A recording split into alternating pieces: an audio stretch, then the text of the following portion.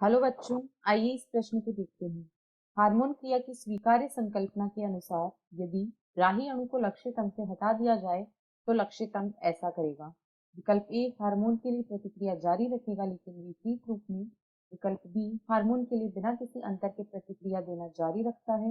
विकल्प सी हार्मोन के लिए प्रतिक्रिया देना जारी रखेगा लेकिन उसे उच्च सांद्रण की आवश्यकता होगी। या विकल्प डी हार्मोन के लिए प्रतिक्रिया नहीं देगा। इस प्रश्न की जो मुख्य अवधारणा है मुख्य अवधारणा वह है हार्मोन क्रिया। हार्मोन क्रिया हार्मोन जो होते हैं ये रक्त में सीधे अंतःस्रावी ग्रंथियों के द्वारा रक्त में स्रावित किए जाते हैं।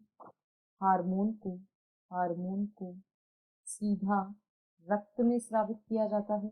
इन्हें सीधा रक्त में स्रावित किया जाता है।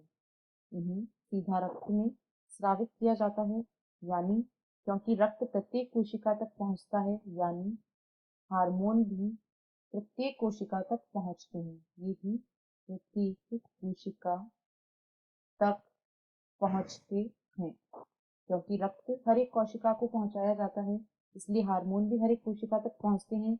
लेकिन ये केवल उसी कोशिका पर कार्य करते हैं। उसी कोशिका पर कार्य करते हैं उसी कोशिका पर कार्य करते हैं जिसकी सतह पर या अंदर इसके ग्राही उपस्थित होते हैं। हार्मोन के ग्राही उपस्थित होते हैं यानी यदि हार्मोन की क्रिया देखनी है तो सबसे पहले जरूरी यह है कि जो लक्ष्य कोशिका या लक्ष्य अंग है वहां पर इसके ग्राही उपस्थित होने चाहिए। फर्क नहीं पड़ता है कि ग्राही बाहर है या अंदर है, लेकिन ग्राही की उपस्थिति अति आवश्यक है। यदि ग्राही ही नहीं होंगे तो हार्मोन की चाहे सांद्रता कम हो चाहे उसकी सांद्रता अधिक हो, हार्मोन के लिए लक्षित अंग कोई प्रतिक्रिया नहीं देगा। विकल्प ए को देखें तो विकल्प ए में कहा गया है हार्मोन के लिए प्रतिक्रिया जारी रखेगा, बिल्कुल गलत है। बी में कहा गया है हार्मोन के लिए बिना किसी अंतर के प्रक्रिया देना जारी रखता है, यह भी गलत है। सी में कहा गया है हार्मोन के लिए प्रतिक्रिया देना जारी रखेगा लेकिन उच्च सांद्रण की आवश्यकता होगी, यह भी गलत है।